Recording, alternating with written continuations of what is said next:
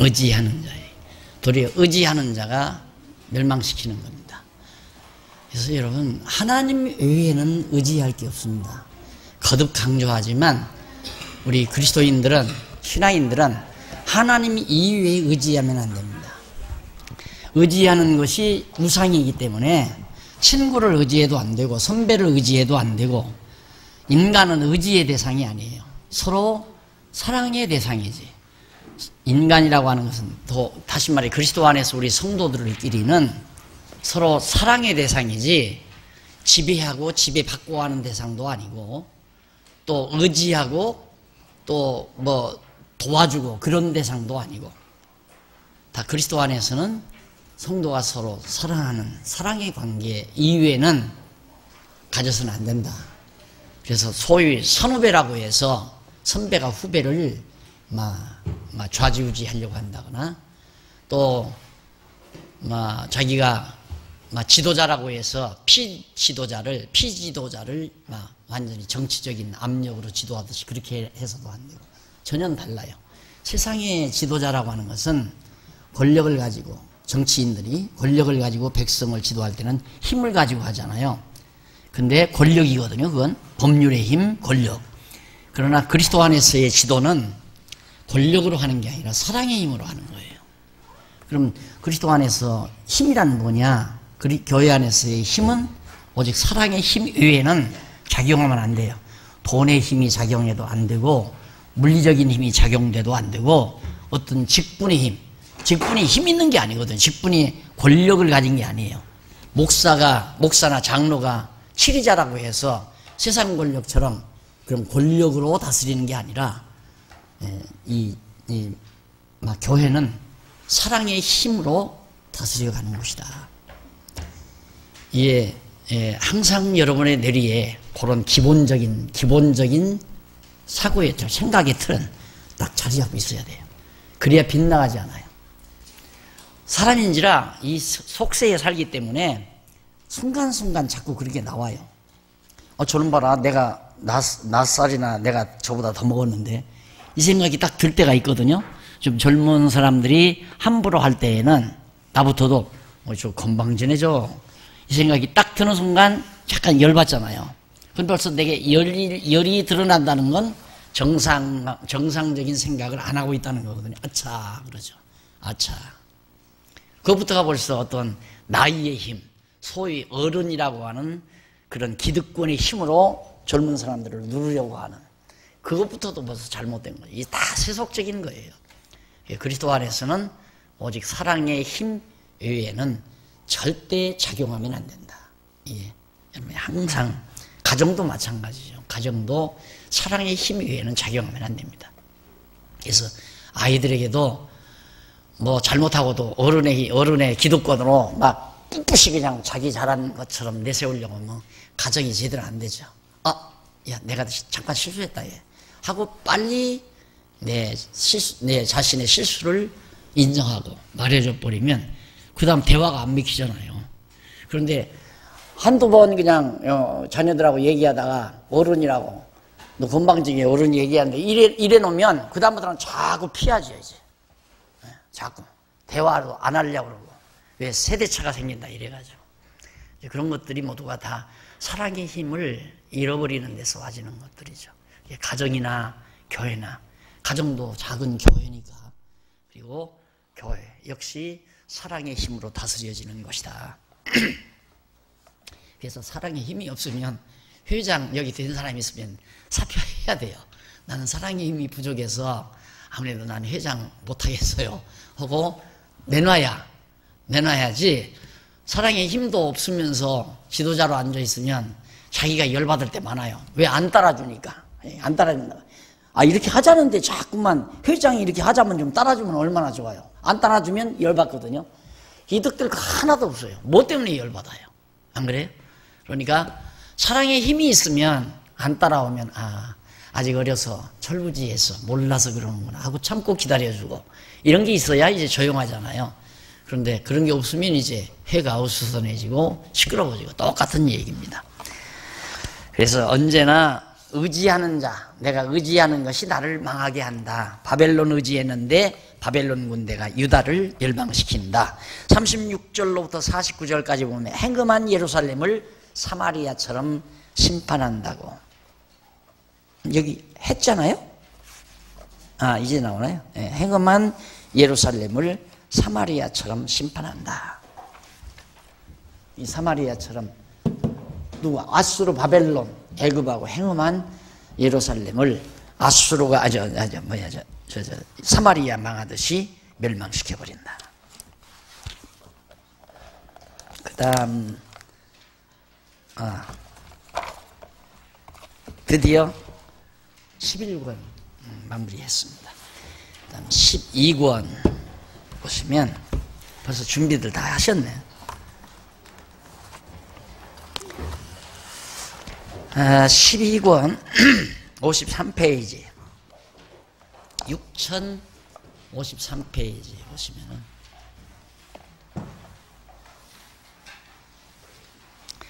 동그라미 안에 4번 나옵니다. 불과 칼에 의한 멸망. 불이나 칼이나 이게 다 전쟁. 불과 칼 이게 다 전쟁을 뜻합니다. 벌써 칼 들고 군대들이 쳐들어오면 뭐 불쳐지려고. 그러니까 예루살렘이 불길에 다 타버릴 걸 말씀하는 거고요. 칼에 의해서 많은 백성들이 살육당할 것을 24장에서 말합니다. 1절로 14절 보면 가마 비유로 예루살렘의 행위대로 신문할 것을. 가마란 이런 게 가마죠. 왜 우리 조리실에 가면 이런 거 있잖아요. 이런 거 물 끓이는 국 끓이는 거 이런 가마. 이런 가마에 막 끓는데 이게 북에서 남으로 이렇게 기울어지는 거예요. 기울어져서 이제 물이 쏟아지는 그런 환상을 보이죠. 그러니까 북쪽에 있는 바벨론이 이제 예루살렘으로 쳐들어올 것을 이런 모형적인 것으로 보여주는 겁니다.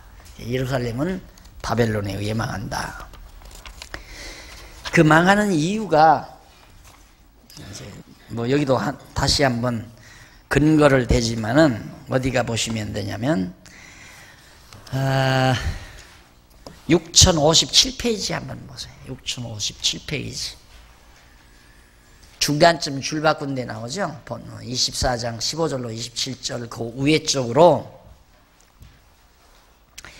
그 우쪽으로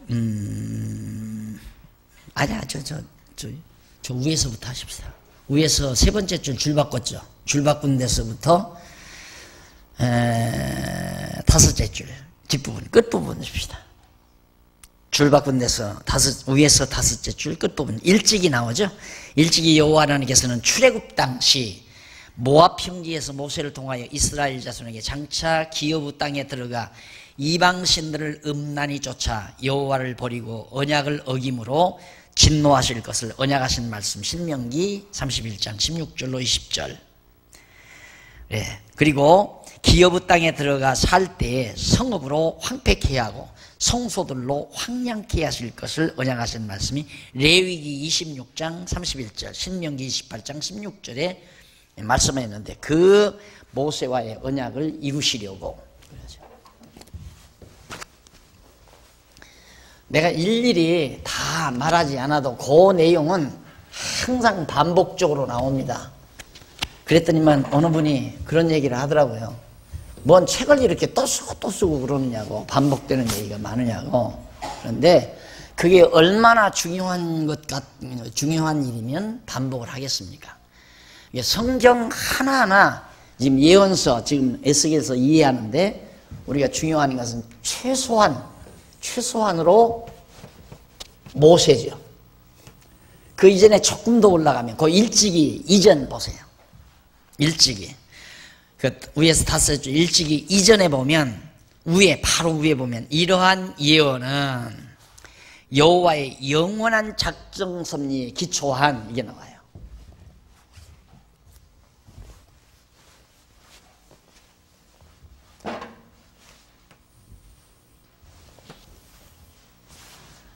그러니까 지금 여기서 에스겔이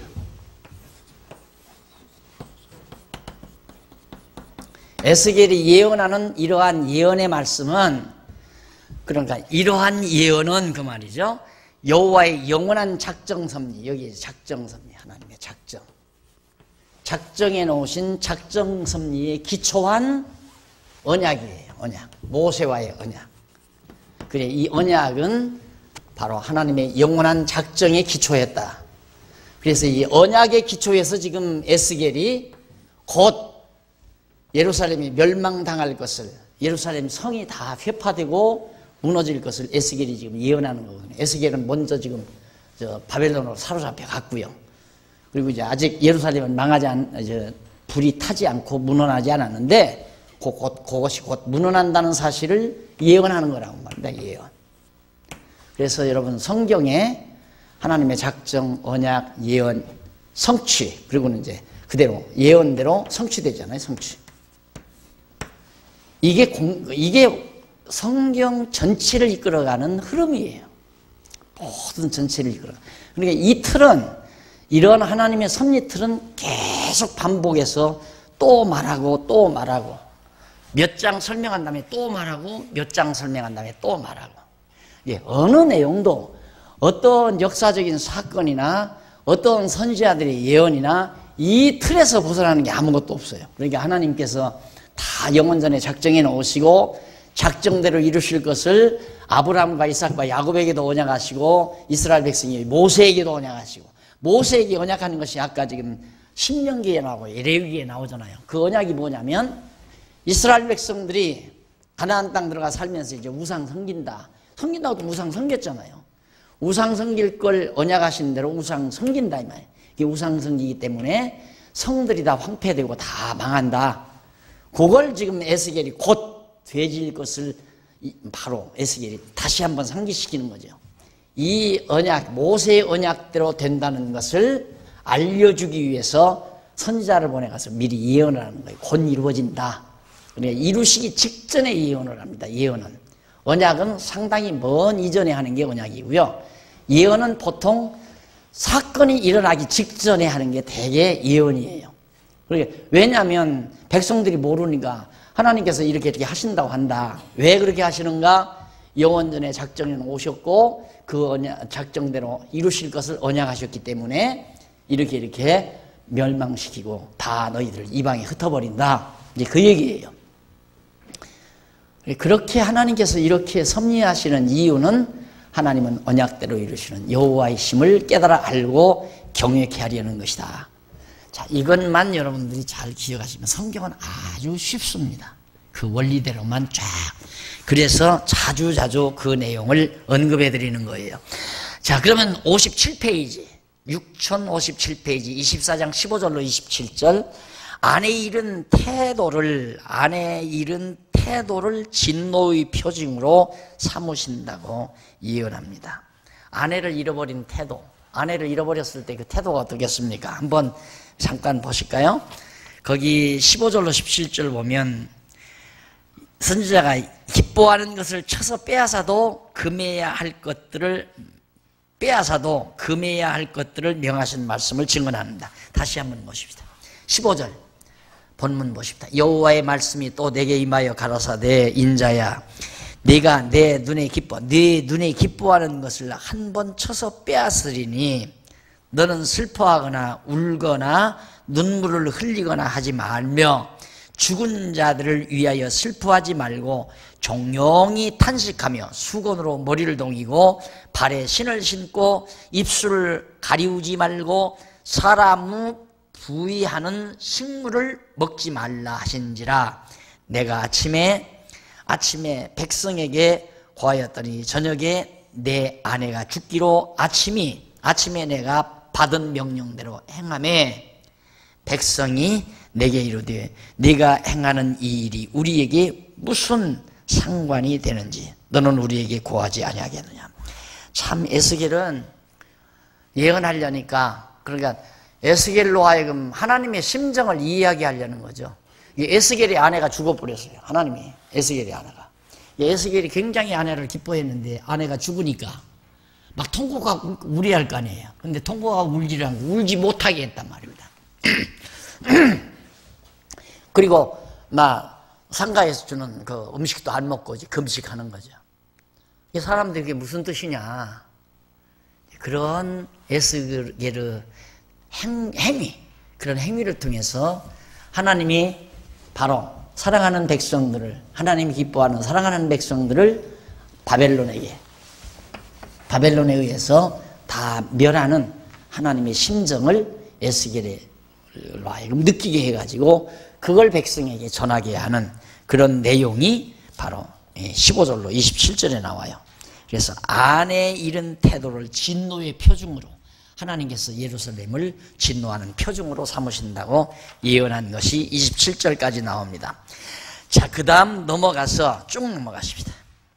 넘어가서 25장부터 48장까지 62페이지 모으심에 대한 예언 말하죠. 모으심에 대한 예언. 에스겔이 자, 지금까지는 다 예루살렘 다 멸망시키고 백성들을 다 흩었다. 전부 다 흩어버렸다. 그런데 이제는 앞으로는 이제 이렇게 모아주겠다. 그의 내용이에요.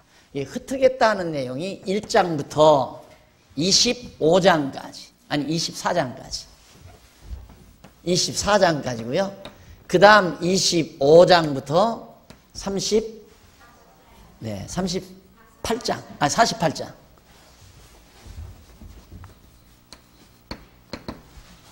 얼마나 쉬워요. 에스겔서 내용이 뭐냐? 하나님께서 흩으시고 모으신다는 내용이다. 그걸 예언하는 내용이다. 간략하게 말하면 하나님께서 사랑하는 유다 백성들을 다 흩었다가 다시 모아주겠다 하는 얘기예요. 난 참 보면 이런 것들이 꼭 구약시대만 있는 게 아니라 목회를 해봐도 그러더라고요. 하나님께서 흩을 때는 또 확 흩어버리더라고요. 그러더만 또 다시 모으시더라고요. 우리 교회가 이게 흩었다가 모아지는 곳입니다. 우리 교회도. 그런데 노예도 지금 흩어져요. 보니까 노예도. 그래서 하나님께서 교회만 그런 게 아니라 노예도 흩으시고 모으시려고 그러는구나. 그래서 흩어져도 하나님께서 언젠가 또 모으신다. 그거 믿고 있죠. 그리고 노예만이 아니라 총회도 지금 이 총회하고 있는데 앞으로 총회가 이제 어느 정도 이렇게 된다면 앞으로 총회도 아마 흩어질 거예요. 하나님이 꼭 그렇게 섭리하시더라고요. 흩어졌다가 모이게 하고 흩었다 모으시고. 사람이 억지로 사람 모으려고 할 것도 없고 하나님이 모으시는 분도 하나님이시고 흩으시는 분도 하나님이니까. 우리 교회 처음에 흩어질 때 제가 전화 아무 데도 안 했습니다. 흩어질 때 막 오해를 하고 흩어지는 거예요. 오해를 하고. 물론 노예에서 그 당시에 노예에서 장난쳐가지고 노예에서 그 사람들은 막 그렇게 나를 모함을 하고 2단 3단 하고 난리를 치는데 나는 아무 변명 안 하고 가만히 있었잖아요. 그러니까 오죽하면 목사님이 입 좀 여세요. 왜 그렇게 목사님 강단에서 얼마든지 할 수 있지 않느냐 이거예요. 할 수 있죠 하면 내 변명 얼마든지 할 수 있고. 그런데 안 했어요. 하기 싫고. 왜냐하면 내가 내 얘기를 하면 그렇게 진담으로 들어줄 사람이 많지 않습니다. 이미 마음 떠난 사람은 아무리 내가 나를 거짓없이 변명을 해도 그건 변명으로 듣지 진실로 안 들어요. 그리고 나를 아끼는 분은 내가 변명 안 해도 다 알고 있는데 뭐하러 쓸데없이 구차스럽게 내가 강단에 서서 날 변명하고 그럴 필요가 있어요. 안 하죠, 절대.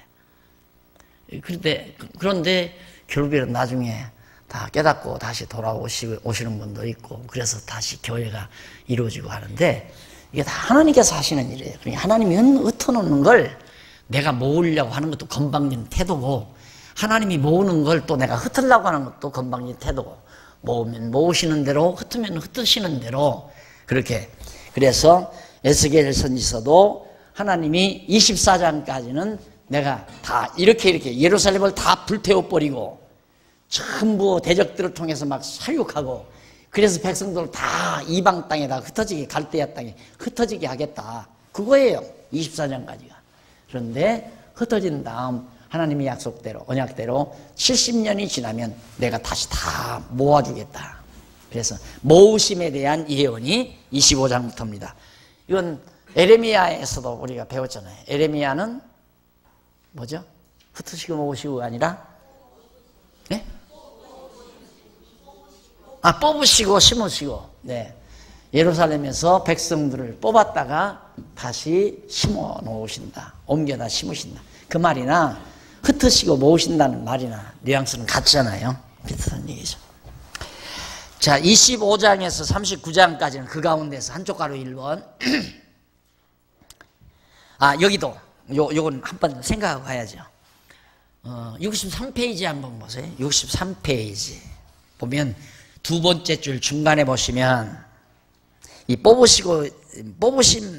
모으신다는 예언, 이러한 예언은 이렇게 회복시킨다는 예언은 여호와 하나님께서 창세전에 작정하신 뜻에 따라 언약하신 말씀에 바탕을 두고 있다. 똑같은 얘기예요. 이 작정하신 뜻에 따라 언약하신 말씀에 작정하신 뜻에 따라 언약하신 말씀에 바탕을 두고 예언한 것이다. 지금 그 얘기거든요. 그러면서 하는 얘기가 여호와 하나님께서 출애굽 당시 광야와 모압 평지에서 모세를 통하여, 지금 모세 나오죠?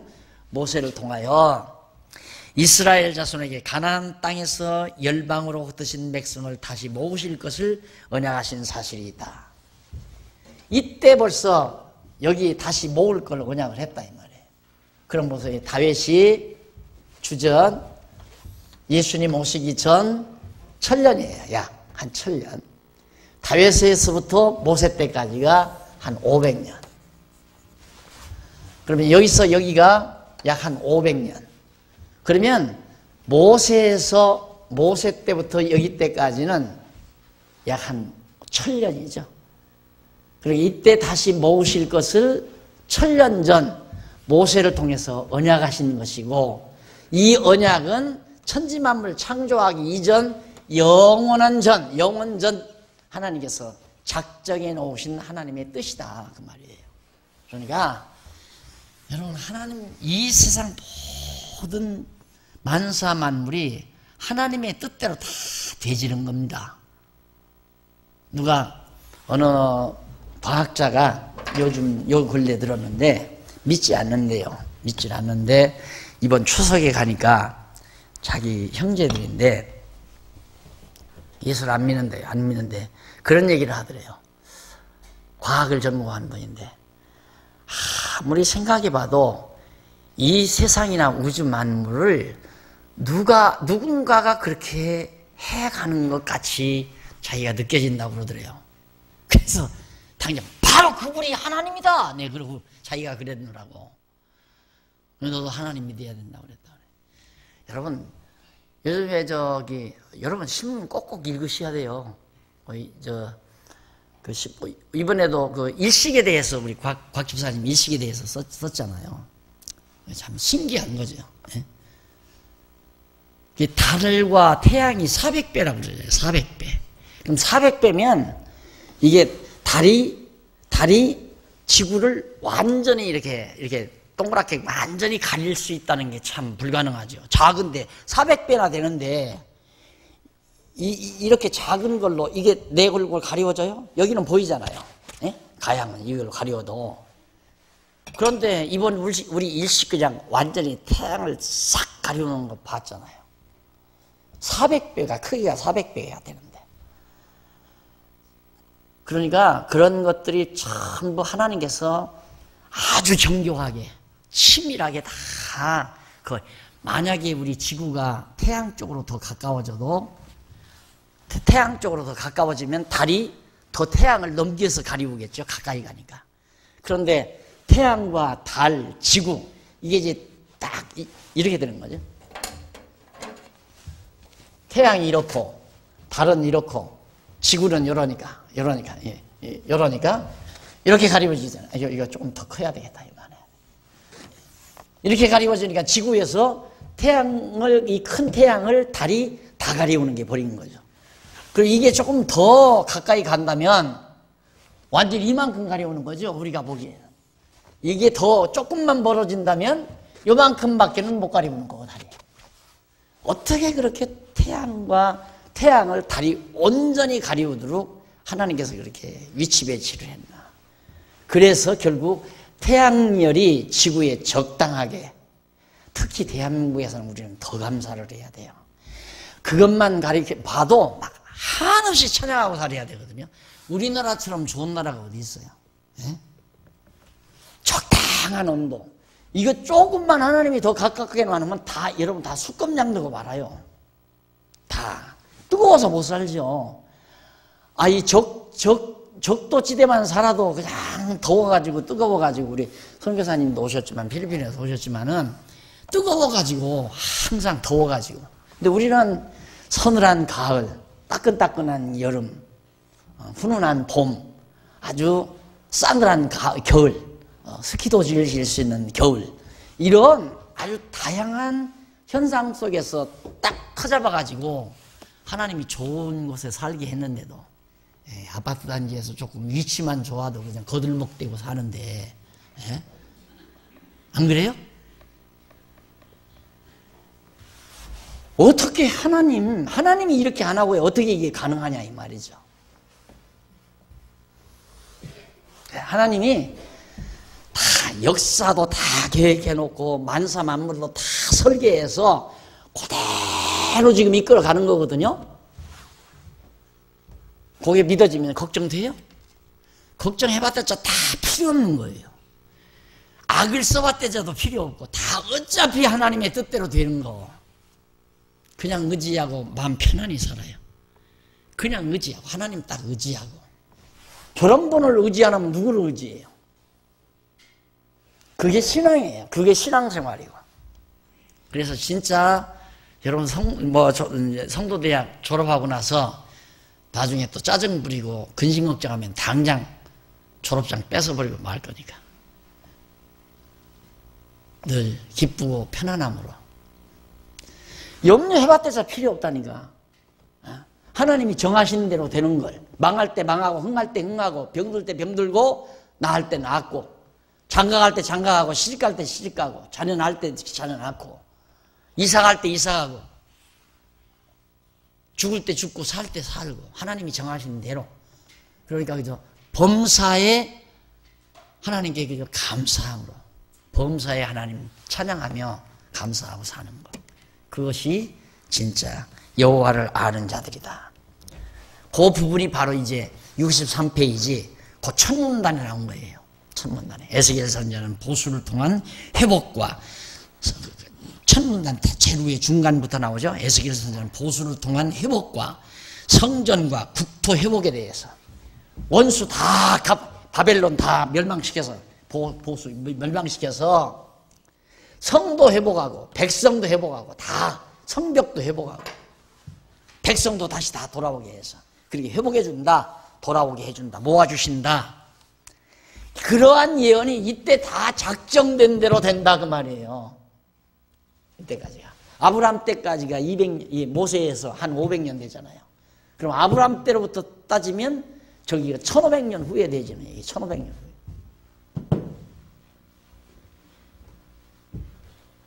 하나님은 모든 만사 만물을 정해놓으시고 그대로 해 가신다. 이거 하나 확실하게 믿어지면, 자, 누가 와서 여러분들에게 손에 이렇게 쳤다. 그래서 돈 1000만 원이 손에 봤다. 그럼 그 사람 밉죠. 그 사람 미우면 하나님 잊어버리는 사람이에요. 하나님이 그렇게 정해놓지 아니하면 1000만 원 손에 볼 이유가 없어요. 그걸 손에 안 보려고 또 막 키를 쓰고 머리를 쓰고, 그것도 병신짓이야. 어쩔 수가 없는 거예요. 하나님이 손해보게 만들었으면 손해봐야지. 그러니까 그 친구 미워하면 안 된다고 그랬잖아요. 친구가 하나님께로부터 악역으로 쓰임받은 거죠. 그러니까 미워하지 말고, 어쩌다가 하나님께서는 너를 그렇게 악역으로 썼냐. 참 불쌍하고 측은하구나. 이렇게 봐야 되겠죠. 참, 목사님 말씀 들으면 그런 것 같은데. 참 그럴 것 같은데 나는 그렇게 안 된다고. 안 되는 건 안 믿어지니까 안 되는 거지. 오직 몰랐으면 남 욕하고 비난하고 남 미워하고 살겠어요. 못나서 그런 게 아니라 하나님 안 믿어지니까 그러지. 얼마나 불쌍해요. 어떻게 악역을 해요 그래. 하나님이 나를 나되게 하기 위해서, 나를 하나님의 사람 만들기 위해서 잠시 너는 1,000만 원 네가 가지고 있으면 너 못된 짓만 하겠다. 내가 잠시 좀 옮겨다 놓겠다 해서 악역 배우로 악역을 친구로 시킨 거예요. 쉽게 말하면. 이틀만 쓰고 줄게. 꼭 틀림없어. 그냥 나와. 은행에서 나와. 좀 주라. 1,000만 원 줬다. 이틀이 2년 가도 안 나와. 3년 가도 안 나와. 예. 그때 1,000만 원 그런 통에 그만 이것저것 꼬여가지고 이제 집도 넘어가게 생기고. 그러니까 친구가 죽일 놈이 되고 그건 영원한 원수가 되고 그놈 미워하다가 자기도 병나고 병나면 괜찮게 미워하면 나중에는 쓸개물이 더 많이 나오고 내장이 바뀌어져 가지고 병원에 실려가서 배째야 돼요. 또.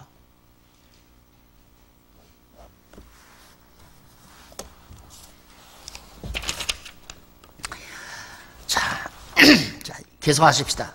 한쪽 가로 1번 보수를 통한 회복이죠. 하나님께서 이렇게 모아주는데 다시 회복해 주는데 어떻게? 이 못된 인간 하나님이 원수 갚는다 이 말이에요. 하나 더 속 풀어드릴까요? 그런다고 또 그것 때문에 그래서는 안 돼요. 나한테 악역 역할하는 놈 너는 불쌍하다 측은하다. 왜? 그놈 하나님이 가만 놔두겠어요. 너 왜 내 사랑하는 사람 돈 1,000만 원 떼먹었냐? 여러분 같으면 가만 놔두기 가만 안 놔두잖아요. 하나님이 이 악역을 시켜놓고 바벨론을 통해서 다 불타고 망하게 다 해놓고 백성 다 사륙하게 만들어놓고 그리고는 또 여기다가 너희는 왜 내 백성들을 괴롭혔냐고 완전히 바벨론 다 작살내버리잖아요. 하나님께서. 하나님 마음대로 해요. 그래서 전능자라고 말입니다. 하나님이. 그러니 얼마나 내 돈 1,000만 원 떼먹은 사람 불쌍한 사람이에요. 측은하게 여기세요. 여러분들 하는 일 방해하는 자나 여러분을 못 살게 하는 자나 여러분을 괴롭히는 자 증오하지 말고 측은하게 불쌍한 놈. 오직이 어리석으면 하나님께서 너는 버린 놈이다. 하나님께 버림받은 놈이다. 그러겠어. 우리 지난주일날도 요한일서 배웠지만 우리끼리 사랑하지 아니하는 자는 하나님이 그 안에 함께하지 않는 자예요. 성령이 그 안에 없는 자예요. 사랑하지 않으면 미워하는 거 아닙니까? 내가 어느 집사님을 미워한다면 내가 어느 집사님을 미워한다면 내 안에 하나님이 안 계시다면 어느 집사님에게는 하나님이 계실 거 아닙니까? 그럼 내가 불쌍한 사람이죠. 예, 성도끼리 미워하는 건 참 어리석은 거예요. 예, 모르니까 미워하죠. 모르니까 못 깨달으니까 깨달아야 진리의 영이 우리 안에 오셔서 깨닫게 해야 그걸 깨닫고 아이고 내가 왜 미워해? 하나님이 사랑하는 자를 내가 왜 미워해? 이래서 이제 나도 알고 나면 미움이 사라져버리고. 근데 미워하지 않으려는 생각보다는 하나님의 사랑에 대한 감동이 커야 돼요. 내가 하나님의 사랑에 대한 감동이 커버리면 미워질 마음이 생겨나질 않아요. 내가 감동하니까. 사랑이 감동하는 자가 난 미워한다? 이건 같이 공제, 함께 마음속에 있을 성질의 것이 아니에요. 내게 감동이 있는데 미움이 생긴다? 거짓말. 그건 새빨간 거짓말이에요. 항상 하나님의 사랑에 감동하며 사는 것. 늘 감동해요. 범사에 감사를 해야죠. 항상 감사를 해야죠. 늘 감동하니까. 그래서 그렇게 감동하며 살면 미움 자체가 사라져버린다. 그리고 구체적으로 말하면 하나님께서 다 원수가 붙기 때문에 야, 너 참 불쌍한 짓 하는구나. 너 지금은 날 다 때려본다고 좋아하지만 하나님이 너 끝낼 날이 있다. 너 왜 그렇게 악역으로 너는 쓰임받느냐. 참 불쌍하고 측은하구나. 이렇게 우리들의 생각이 바뀌어질 수밖에 없는 거죠. 자, 그 다음 양쪽 가로 1번 이방족 속들에 대한 보수. 예, 보수를 누구를 보수하는가? 이스라엘 아까 지도 그려드렸잖아요. 이렇게 되면 여기 예루살렘 놔두고 갈릴리 호수 요단강 지중해고요. 여기 이제 블레셋, 에돔, 모압, 암몬, 아람, 아수르, 바벨론, 두로, 시돈 이게 전부 이방족 속들이에요. 애굽. 그러니까 이 무기가 쌓여 있어요. 하나님의 택한 백성을 이렇게 악한 이방족 속들의 틈바구니에 꼭 쌓아놨어요. 우리가 지금도 교회, 하나님의 나라 교회도 그렇잖아요. 이 세상의 속된 문화 속에 이렇게 다 우겨 싸 그 틈바구니 속에 지금 교회가 존재하고 있잖아요. 여기에서 거듭 얘기지만 도리어 이걸 의지하면 안 되지 않느냐. 의지하고 따라가면 안 된다. 절대 이건 안 될 일이지요. 왜 다 우겨 쌌는가? 오히려 여호와만 의지하고 살아라. 아무도 바라보지 말고 이렇게 바라보지 말고 이렇게 바라보고 살아라 이 말이에요. 이렇게 바라보면 전부 대적이니까 삥 둘러 대적이니까 이렇게 바라보고 살아라. 오직입니다. 진짜 여러분 성도대학 입학한 보람은 거기에서만 찾으면 돼요. 그렇게만 되면 졸업생 자격이 있어요. 졸업장 안 줘요. 졸업장 종이 아까워서도 안 줘요. 졸업장이 필요 없어요. 그런 거 필요 없어요. 여러분의 마음속에 졸업장이 기재가 돼야지. 졸업장을 여러분의 마음속에 기재가 돼야지. 오직 주만 바라보나이다 하고 살아야 돼. 주변 나라들에 대한 보수가 동그라미 안에 1번 25절로 25장에서 28장까지 나오는데 우선 25장 1절로 17절에 보면 암몬과 모압과 에돔 블레셋 이거 보세요. 암몬, 모압, 에돔, 블레셋 그러니까 남동쪽 대적들 이것이 25장에 나오는 얘기예요. 남동쪽에 이건 동쪽이고 이건 남쪽 아니에요. 블레셋, 에돔, 모압, 암몬 이들을 다 하나님께서 쳐서 보수해 주겠다. 왜? 여기 보면 예루살렘이 망할 때 이놈들도 다 협조를 한 사람들이에요. 한 나라들이죠. 협조도 할 뿐만 아니라 협조보다도 그동안 이 유다 나라 예루살렘 때문에 얼마나 시기하고 질투하고 했는지 모릅니다. 왜? 예루살렘이 너무 화려하고 견고하고 웅장했기 때문에. 그래서 바벨론이 와서 이걸 치니까 하하 꼴 좋다 박수치던 인간들이에요. 난망하는 거 좋아하는 사람 별로입니다. 아름답지 못한 사람이에요. 난망하는 거 좋아하는 사람 그럴 줄 알았어. 특히나 하나님 경외하는 사람 뭔 일이 안 되는 거 은근히 마음으로 좋아하고 박수갈채 보내는 식의 생각은 그 고약한 생각이죠.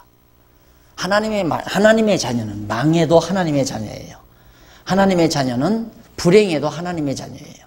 하나님이 버리는 법이 없으니까 하나님의 자녀들을 미워하고 증오하는 건 어리석은 짓입니다.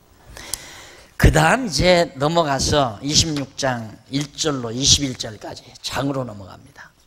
69페이지 거기 보면 두로를 바벨론으로 쳐서 재건치 못하게 한다. 이 두로 여기 두로 일단 바벨론을 통해서 두로를 쳐요.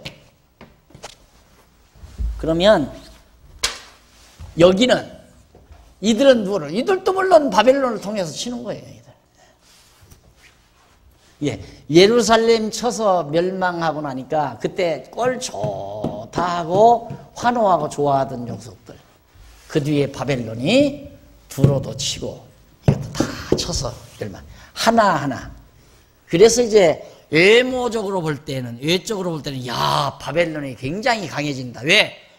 하나님은 바벨론을 이제 몽둥이로 써가지고 이 고약스러운 요 주변에 가까이 있어가지고 자꾸 계속해서 하나님의 택한 백성들을 괴롭혔던 이 예루살렘을 괴롭혔던 요 고약스러운 나라들을 하나님께서 바벨론을 몽둥이로 삼아서 이걸 다 쳐서 멸하게 만든다. 그러니까 예루살렘 망한 다음에 그 다음 하나하나 다 처치하는 거예요. 바벨론은 자기들이 아주 강하게 되려는 정복욕에 의해서 이걸 다 치지만 하나님의 입장에서는 내가 너를 잠시 몽둥이로 쓰는 것뿐이다. 착각하지 말아라. 너 강대한 세력 만들어서 잘 먹고 잘 살으라고 이들을 내 손에 붙이는 것이 아니라 내 잠시 너를 몽둥이로 쓰는 것뿐이다. 내 일 좀 해라. 내 사랑하는 백성들 원수정부선 갚아라. 친다. 그게 26장에 나오는데 그 다음 넘어가서 27장 1절로 36절. 두로 멸망에 대하여 지으라고 명하신 노래. 이 두로 참 고약합니다. 두로와 시돈. 예수님 당시에도 두로와 시도나 내가 하늘에 오를 듯 싶으냐 음부에 낮아지리라. 이 항구 도시로서요 굉장히 활락갑니다. 화려한 도시. 여기서 이제 무역 대부분 이제 엄청난 돈을 버는데 이게 여기가 지중해 이렇게 여기 터키가 있고 이 지중해 이렇게 있잖아요. 이게 무역선이 왕래한 항구 도시예요. 두로가. 그러니까 이 동양 이라크 바벨론 이쪽 이 동양 문명의 발상지 아니에요? 동양의 그 호화찬란한 문명이 발달하는데 이게 이제 서양으로 교류하는 교류하는 무역선들이 오고 가는 이런 항구 도시죠. 그러니까 엄청나게 돈도 많고 화려한 도시입니다. 예. 우리 두로가 왜 망하는가? 오만하기 이를 데 없고요. 교만하기 이를 데 없고. 근데 하나님께서 두로 멸망에 대해서 노래를 불러라, 노래를 불러라 하고 하는데 그 노래가 지금 얼마나 깁니까, 그거? 여러분 다 읽어보셨죠? 예습 내가 꼭 하라고 그랬어요? 네. 그 다음, 그래야 이거 제대로 나가니까. 그 다음 28장 넘어갑니다. 28장 1절로 26절. 교만한 두로와 시돈을 의인의 칼로 멸하신다고. 의인의 칼이란 바벨론이 두로와 시돈이 같은 거리가 얼마 안 돼요. 이거 다 무역 항구들인데 아주 호화롭고 풍요롭고 그래서 거부들은 다 거기다 근거지를 두고 그리고 특히 여기도 역시 무역선만이 아니라 해적단들 이 바다 여기에 막 이게 물물 교환하는 이제 무역선들이 오고 가잖아요. 그러면 해적단들이 이렇게 숨어 있다가 아주 금은 보화를 싣고 가면 막 덮칩니다. 덮쳐서 다 뺏어가지고 이제 여기 가서 이제 막 호화롭게 먹고 살고 누리고 하는 그런 종자들. 여기 이제 블레셋도 마찬가지고요. 그래서 예수님이 두로와 시돈아 내가 하늘에 오를 듯 싶으냐 음부에 낮아지리라. 네. 두로와 시돈을 칼로 다 멸하신다. 앞에서 두로 멸망에 대해 지으라고 명하신 노래 우리 27장에서 봤고요. 두로를 바벨론을 쳐서 재건치 못하게. 이게 두로가 나 아직은 저기 못 가봤어요.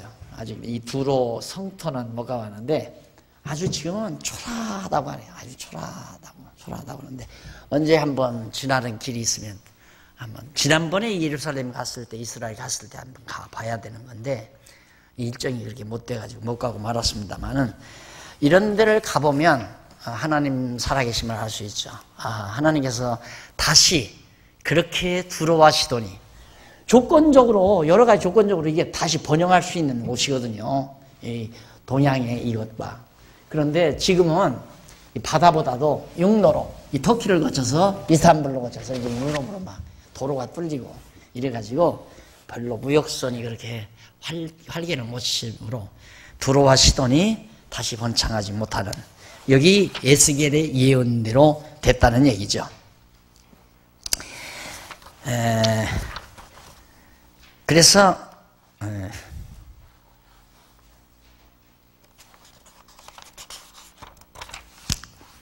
교만한 두로와 시돈을 의인의 칼로 멸하시는 것이 28장이고 그 다음 이제 넘어가서 85페이지 넘기십시오. 85페이지 넘기시면 교만한 애굽에 대한 보수입니다. 여기 애굽 나오죠? 이것도 교만하죠. 그러니까 애굽 문명, 우리 인류 문화 발상지 가운데 유브라데스강, 티그리스강 유역, 이게 이제 바비로니아 문명이거든요. 에집트의 나일강 유역, 에집트 문명, 그 다음 바비로니아 문명, 그 다음 인도의 인도 문명, 인더스강, 그 다음 중국의 황황한 문명, 4대 문명 발상지 아닙니까? 그런데 인도도 동양이에요.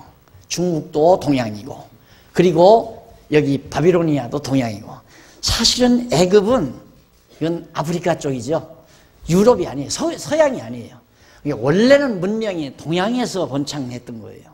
이 동양 문명이 이제 예수 그리스도가 오시기 이전, 그러니까 바벨론이 망하고 그다음 페르시아 파사 문명, 이것도 동양 문명이죠. 그런데 갑자기 파사 문명이 헬라 문명에게, 헬라에게 망하죠. 그 헬라가 이제 바로 서양으로 가는 거예요. 헬라가 그리스 땅으로.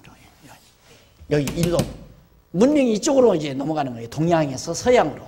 이걸 보기 위해서 지난번 이제 내가 우리 탐사단들이 터키하고 그리스하고 갔던 거죠.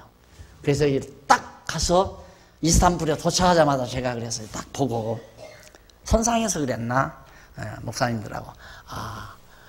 바로 동서양의 문명의 충돌이 한눈에 보인다. 그 말을 내가 첫마디로 했어요. 동서양의 문명의 충돌. 문명의 충돌이죠. 헬라, 알렉산더 대왕이 막 동양으로 막 진격하잖아요. 그래가지고 서양에서 이제 패권을 잡고, 그 다음 헬라가 망한 다음에 로마가 등장하죠. 그래서 이제 유럽 문명이 발달하는 거예요. 그러면서 이제 동양은 여기 시들어져 가고, 그 다음에 유럽이 막 기독교 문명으로 번창하기 시작해서, 그래서 이제 미국 문명으로 가고, 미국 문명을 통해서 이제 다시 극동으로 왔죠. 지금 우리 시대예요. 여러분, 지금 우리가 살고 있는 시대가 얼마나 황금 시대를 사는 줄 압니까? 근데 정신이 없는 거야. 정신이 다 나갔어요. 너무 좋으면 그냥 정신이 나가는 거예요. 정신이 없이 사는 거예요. 정신 없이 산다는 말은 다 세속에 물들어 산다 이 말. 우리가 하나님의 역사 섭리를 보면 우리가 얼마나 정말 아름다운 시대에, 아름다운 터전에, 최고의 터전에, 최고로 아름다운 시대에 엄청난 것, 내가 말하는 늘 엄청난 것, 이것을 간직하고 살 수 있도록 우리에게 주셨는데, 우리는 그걸 모르는 거죠. 왜? 이런 어떤 배경 속에서 우리의 것이 비교가 안 되니까. 최고의 황금기를 사는 거예요, 지금. 지금 서문명 시들어들잖아요. 지금 중국 달러 값이 자꾸 떨어져요. 달러 떨어지니까 그냥 돈으로 사는, 여러분은 생각해. 나는 달러 떨어지는 게 달러 떨어진 달러로 보는 게 아니라 거기에 하나님의 섭리를 보는 거예요. 여기 해지게 돼 있어요. 난 미국이 미워서 미국 망하기 원해서가 아니라 하나님의 전체 섭리가 그렇다고 말해요. 미국 망해요. 서구는 망해요, 이제. 이제는 극동, 대한민국을 비롯해서 지금 중국으로, 필리핀으로 지금 막 가잖아요. 지금 우리 선교사님도 오셨지만. 그래서 중국, 필리핀에 관심을 두는 거예요. 이 하나님의 섭리가 그쪽으로 가니까. 그런데 우리는 그냥 밥 먹고 배부르면 된다 이러고 사니까 가치를 못 누리는 거죠. 알면 어떻게 그렇게 살아요. 알면. 이봐 항상 막 흥분이라기보다 감동 속에 살아요. 흥분은 좀 표현이 잘못되고 감동 속에서. 와, 하나님께서 어쩌면 이 시대에 태어나게 했나? 어떻게 이 땅에 살게 했나? 어떻게 장안중앙교인이 되게 했나? 어떻게 하나님께서 이 엄청난 보화를 간직하고 살게 하시나? 어떻게 감동을 안 하느냐고요. 그냥 남들 먹고 사는 대로 살다가 그냥 힘없어, 아이고 쑤시네, 아이고 지끈지끈해라, 아이고 죽겠다. 그러다가 꼬르륵 하고 가실랍니까?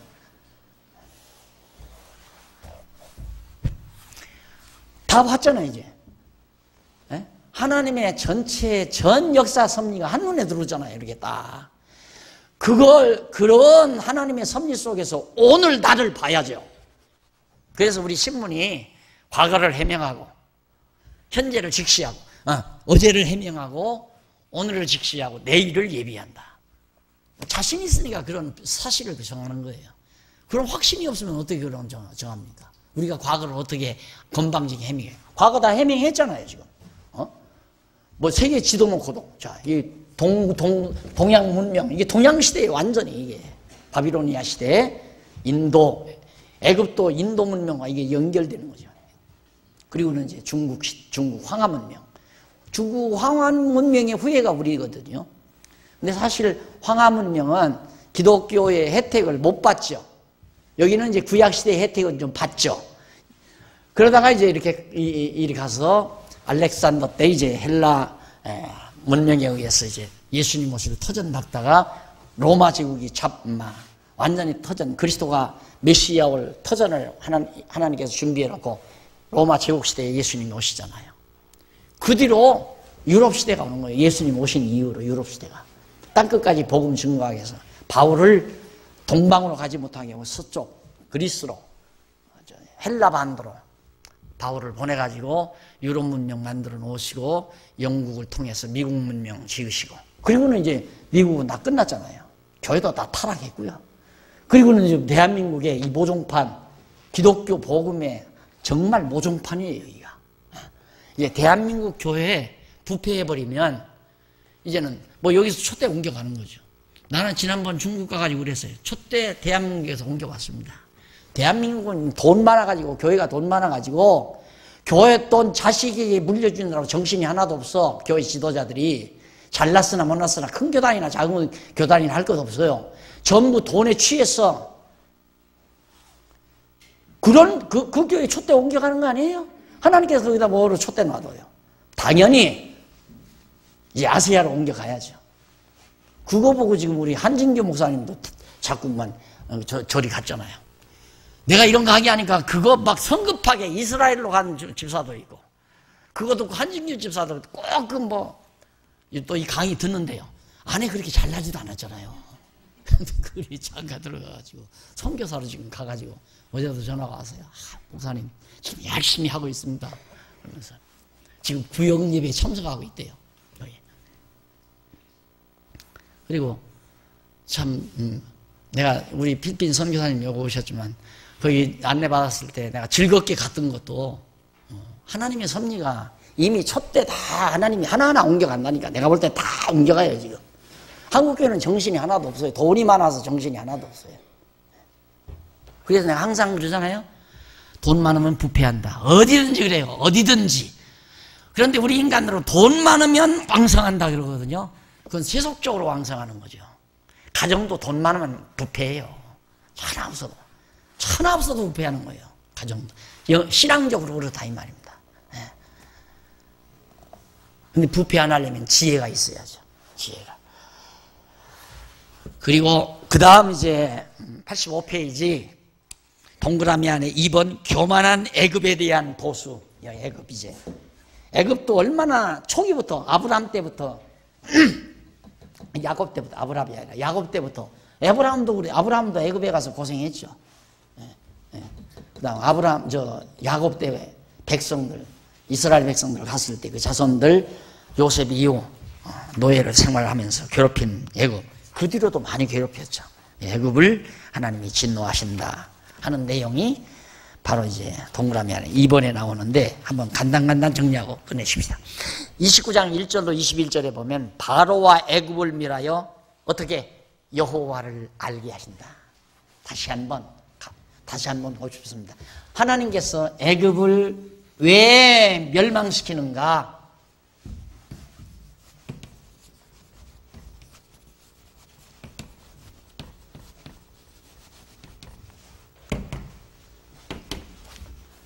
하나님께서 이 세계의 역사를 왜 섭리해 가시는가? 왜 장안중앙교회 역사를 섭리해 가시는가? 왜 대한민국의 역사, 미국의 역사, 서양사, 동양사를 왜 섭리해 가시는가? 내 가정의 한 역사를 왜 섭리해 가시는가? 답은 간단해요. 여호와 알게 하시려고. 여호와임을 알고 경외케 하시려고. 그게 목적이에요. 우리는 역사 해석 기간에 역사학자들이 역사를 해석하려고 머리가 허옇도록 지금까지 연구하지만 역사 해석 못하고 죽잖아요. 역사 결론 없어요. 그러나 우리는 너무 간단해요. 하나님께서 왜 역사를 왜 섭리하시는가? 애굽을 왜 망하게 하시는가? 왜 흥하게 하고 왜 망하게 하시는가? 애굽은 왜 망하게 하시고 예루살렘은 다시 회복시키시는가? 여호와임을 깨달아 알고 경외하게 하시려고. 그것이 29장 1절로 21절에 나오죠. 그래서 내가 그러잖아요. 우리를 이 세상에 살게 하시면서 병도 들고 건강도 하고 망하게도 하고 흥하게도 하고 이렇게 우리를 섭리해 가시는 이유는 다른 목적 없다. 여호와임을 깨달아 알고 경외하게 하려는 거다. 여호와라는 말이 언약대로 언약대로 이루시는 분의, 성취하시는 분의 이름이라고 그랬죠. 하나님의 이름. 그래서 이런 신은 없어요. 모든 일을 다 작정해 놓고 언약하시고 언약대로 예언케 해서 이루시는 이런 여호와 신은 세상에 어디에도 없다. 유일신이다. 오직 한 분. 바알이나 아세라나 아스다롯이나 이런 신들은 절대 그런 신과는 구분이 돼요. 그래서 우리가 경외하는 신이 여호와, 언약대로 이루시는 신의 이름 여호와. 그걸 깨달아 알게 하시려고 애굽을 멸하신다. 하나님께서 애굽을 멸해서 하나님의 백성들을 이렇게 다시 회복시킨다고 언약했으니까 언약대로 멸해서 회복시켜야 과연 하나님은 언약대로 이루시는 분이구나. 백성들이 알 거 아니에요. 그래서 바로와 애굽을 멸하여 여호와를 알게 하신다라고 예언하고 그 다음 넘어가서 30장 1절로 26절 거기 보면 애굽과 동맹국들을 바벨론으로 들어 멸하실까. 애굽을 어떻게 멸하시는가? 바벨론은 신바람 났습니다. 막 치는 대로 다 정복하는 거예요. 이것이 어리석은 거예요. 잘 된다고 자만에 빠지는 게 어리석은 거라 이 말입니다. 왜? 너는 마지막 타자다 그 말이에요. 마지막 타자. 너는 마지막에 내가 친다 이 말이에요. 이건 이제 이런 것들은 다 도구, 바벨론을 도구로 해서 치지만 바벨론은 하나님께서 마지막 형편없는 그 주변 도시국가 메대 바사를 통해서 완전히 업어치게 당한 거예요. 하나님의 능력으로. 조그만 도시국가한테 망하는 거예요, 바벨론. 이렇게 강대한 바벨론이. 이게 하나님의 섭리예요. 역사를, 성경을 깨닫고 나면 역사가 보여요. 그래서 나 정말 여기 대학에서 역사 전공하신 분 있으면 내가 시간이 있으면 참 어느 정도 다 하겠어요. 뭐 기독교 법률학도 하고, 기독교 역사학도 하고, 기독교 여러 가지 미학도 하고, 예술 이런 거 다 하겠는데 내가 시간이 없어요. 그렇게까지 다. 또 그거 하려면 내가 이제 전문서적을 다 내가 봐야죠. 보고 해야 하는데 시간이 모자라서 그래서 어쨌든 하겠는데 지금 뭐 이거 알면 그냥 기독교사 그냥 나와요. 역사학, 기독교적, 성경적 역사 그냥 나와죠. 이렇게 해서 빨리 정말 우리 기독교 진리가 얼마나 대단한 건가를 이게 이제 확실하게 나와야 돼요. 책으로 나와야 돼요. 이게 나와야 이제 정말 싸움에서 승리할 수 있죠. 그래서 정말 하나님께서 왜 나를 이렇게 괴롭히나, 병원에 입원해서 지금 띵똥 하는 응급차가 와서 실어갔다. 딱 둬가지고 하나님이 나를 이러시나. 그거 물어볼 거 없어요. 내가 신방 가서 얘기해도 이 얘기 뿌리니까 그냥 여기서 배우고 날 신방으로 하고 하지 말라고. 병원에 가서 목사님이 신방 왜 안 오나 하지 말고 이 배운 말씀, 하나님이 나를 여호와임을 깨달아 알고 경외케 하시려고 지금 나를 병원으로 실려가게 하시는구나. 신방 가도 이 얘기 뿐인데 신방 가면 또 그래도 욕으로라도 한 병 줘야잖아요. 힘들고. 그러니까 신방 안 온다고 그러지 말고 우리 권사님들이나 장로님들이 가도 이 얘기 뿐이에요. 여호와 배우게 하시려고 지금 아프게 하십니다. 아멘 하고 여호와 하나님이 잊어버리고 살았던 거 다시 반성도 하고 더 열심히 여호와 경외하기를 배워가는 아름다운 삶으로 승리하며 사시면 최고입니다. 그 이상의 생애 방법은 없어요. 가장 아름다운 방법이고 또 멋지게 사는 삶이고. 다음 시간 31장부터 우리 공부하도록 하고 오늘 강의 여기서 마무리합니다. 기도하십시다. 살아계신 하나님 아버지, 은혜를 감사합니다. 우리를 이 거친 세상에 두시고 때로는 망하게도 하고 흥하게도 하시고 때로는 아프게도 하시고 때로는 건강하게도 하시면서 여호와 하나님 살아계심을 믿게 하시고 오직 여호와만 의지케 하시는, 의지하도록 가르쳐주시는 하나님의 크신 사랑을 진심으로 감사합니다.